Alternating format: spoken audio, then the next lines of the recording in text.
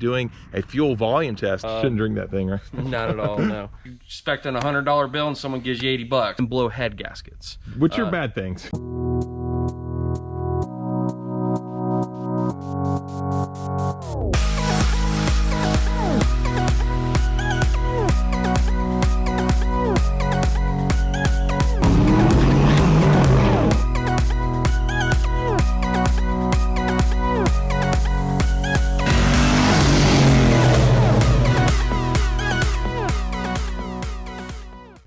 Hello and welcome to Gearhead 704. I'm Matt. I'm back out at Fox Mustang Restoration, and you might be wondering, what is this red car behind me here? It's a Celine clone. It's not mine. I haven't bought another FoxBody. This is actually a subscriber's car and also someone that brings their car to Fox Resto. This is a car that Matt's working on, and it was having some running issues and some driving issues.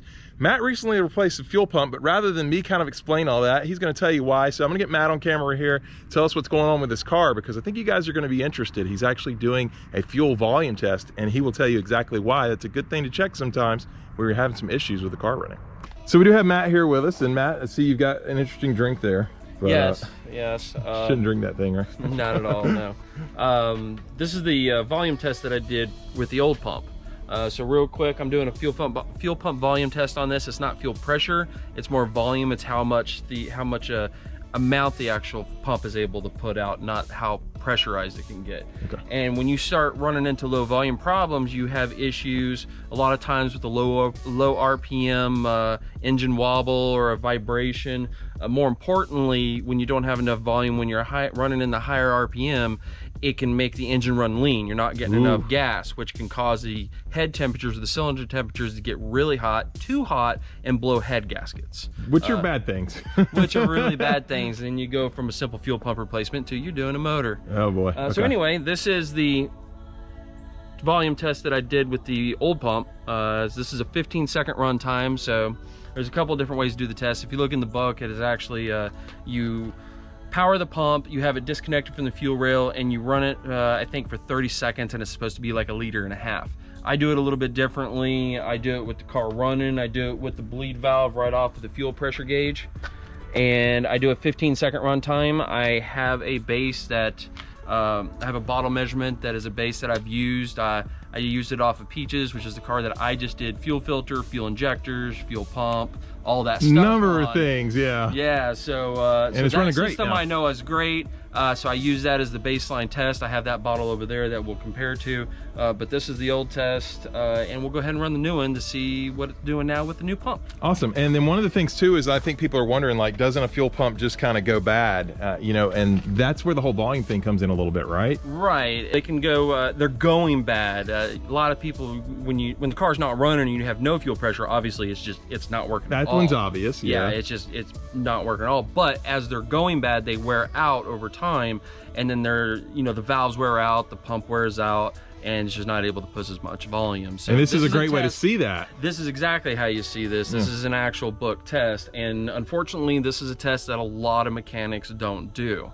But for really good, proper engine diagnostics, you need the complete book of information to be able to determine what's wrong, and this is part of it. Absolutely. Cool. Let's go ahead and check out the test. All right, so I'm just going to vent this for 15 seconds. I've got my stopwatch here, and at the same time I push this, I'm going to push the vent on this gauge, and we're just going to let that flow for 15 seconds.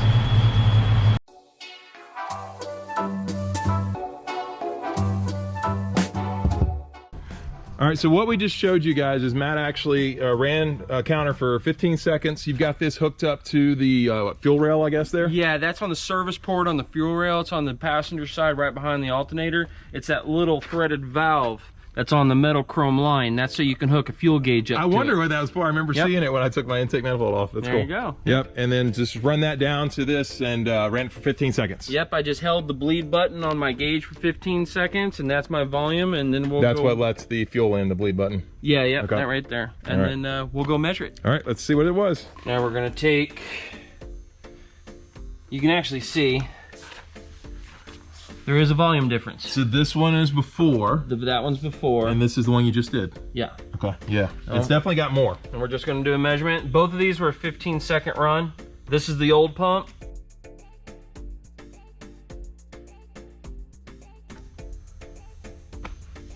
It's 132.1 grams. So that's what the old pump did in 15 seconds. This is the new Ford pump, 166.5 grams. Now I've already done the math on that. In 15 seconds, that doesn't look like a whole lot. That's 20% difference. It's like if you expecting a $100 bill and someone gives you 80 bucks. Well, the engine don't like that either. I don't like that either, right? Right, so over a minute, you're talking. Yeah, because that's only 15 grams. seconds. Yeah, only 15 seconds. So there's almost 30 grams difference. So if you go into a minute, that's times 4. It's 120 grams of fuel that you lose in a minute. 20%. I mean, that's considerable and can make the engine run lean and possibly ruin your motor. So fuel pump volume tests are a necessity, and basically, I mean, more mechanics should be doing them, but yeah, and help diagnose. Now, what was problems. the one on? You got peaches still? And like that, we got another bottle. You found peaches. There volume we go. test. Yep. Yeah, we got peaches. So this one here is peaches. So here's the one that we just took out of the car. Which is 160, I believe. 166. 166. Here's the one out of peaches.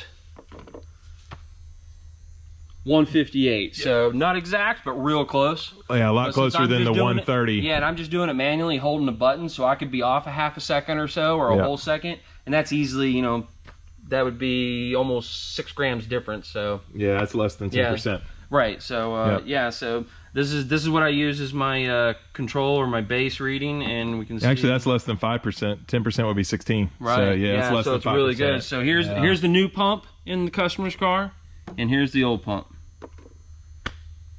That's 20% difference. Yeah. So you're getting 20% less fuel, and for everybody wanting their Mustang to go fast, you need to have the fuel to do it. Yeah, fuel helps.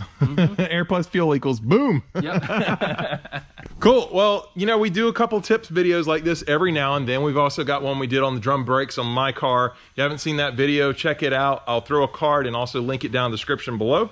But hopefully you guys like little videos like this. Honestly, the last one didn't get a ton of views, but the people that did see it found it really valuable. So I hope you find this video valuable as well. If you did, please hit the like button. If you're stopping in for the first time, please subscribe, because we got a lot more content coming your way, kind of like, you know, SSP stuff, FoxBody stuff, all kinds of stuff. And we will see you next time on Gearhead 704.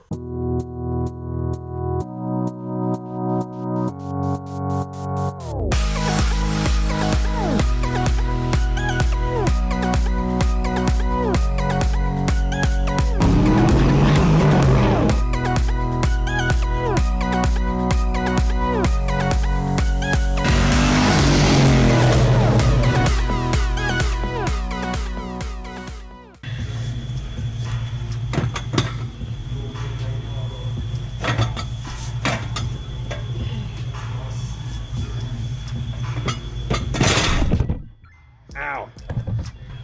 That's all that came out, if you guys can see that.